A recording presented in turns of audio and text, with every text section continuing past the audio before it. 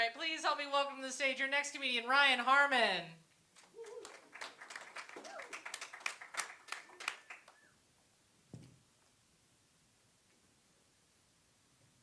Maybe get this wire right. Hi, my name is Ryan Harmon. I'm new to this. It's my first time here.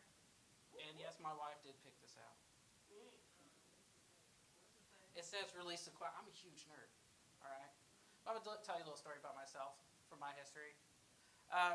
Thinking back the other day, I was thinking about my parents and how I was raised. I'm really grateful for the way I was raised because my parents were raised in that real sweet spot, you know, that area between Vietnam and participation trophies. Yeah. My parents weren't storming beaches or anything, but they definitely didn't give me a ribbon for breathing, so I'm grateful for that. But growing up, I was terrified of my dad. You know, not in that, okay, he's really strict kind of way, but more of that, okay, this dude's going to fight a bear, and the bear's probably going to walk away apologizing kind of way, you know? But my dad was a trucker, you know the type, you know, tough as nails. One time he actually rolled his truck 4 times. He broke his neck and shattered his arm. And he had to wear one of those medical halo things, you know, that bolts to your skull.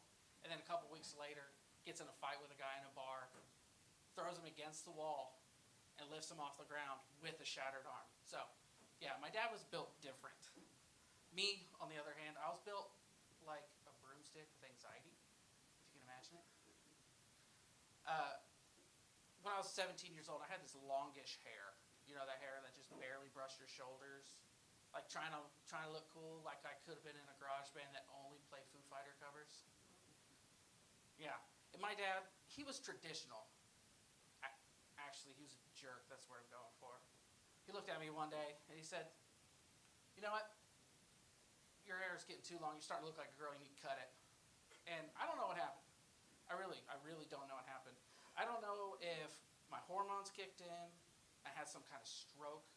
But apparently they dropped that day. And I looked at my dad and I said, you know, Dad, if you can give me a reason that's not opinionated, I'll cut my hair. And my mom is standing right in between us. She's a 5'2" redhead. And she looks at the both of us, you know, 2 bulls about to charge. And she just says, okay, bye. And she walked away. And she left me there.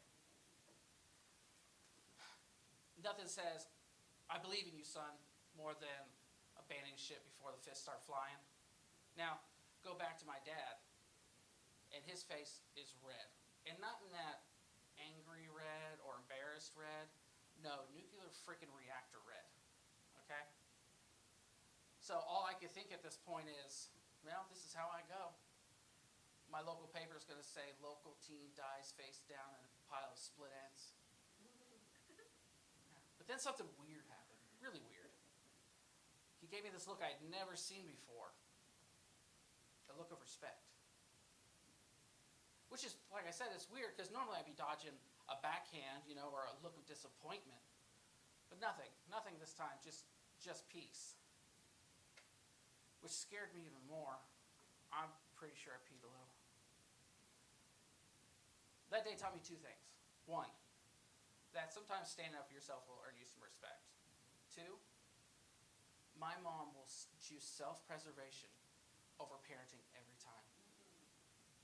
No, but really, I used to think growing up that being brave meant you were never afraid of anything. Turns out it just means whatever you're afraid of, you do it anyway. Even if that means standing up to the toughest guy you know. Appreciate it. That's me.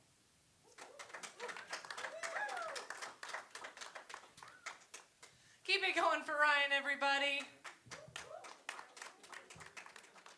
All right, we've got one more comedian for you tonight. Please help me welcome